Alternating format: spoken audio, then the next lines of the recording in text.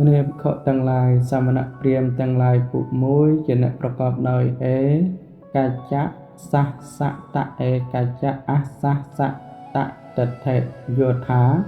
លោកពួកខ្លះទៀងលោកពួកខ្លះមិនទៀងបញ្ញត្តិនៅខ្លួននឹងលោកថាទៀងខ្លះថាមិនទៀងខ្លះដោយហេតុ4យ៉ាងចុះពួកសមណព្រាហ្មណ៍នៅចម្រើននោះថាអ្នកប្រកបដោយកច្ចៈសាសតៈឯកច្ចៈអសាសតៈតថេ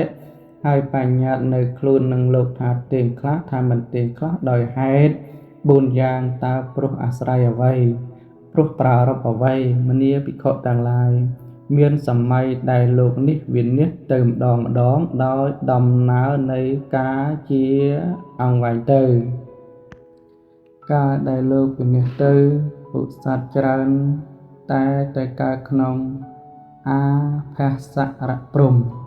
ពួកសត្វដែលទៅកើតក្នុងអាផាសរៈព្រំនោះជាសត្វដែលកើតដោយឈានចិត្តមានបៃតិជាអាហារមានរស្មីភ្លឺ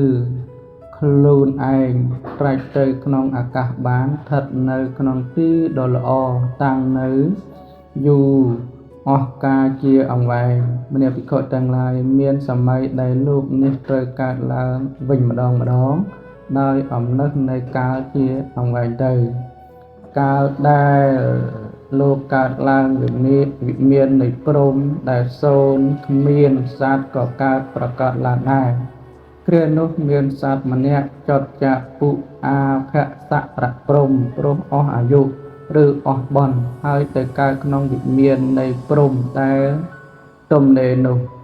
លុះសត្វនោះបានកើតក្នុងវិមាននោះក៏ជាសត្វកើតដោយជាចិត្តមានបៃតិជាអាហារ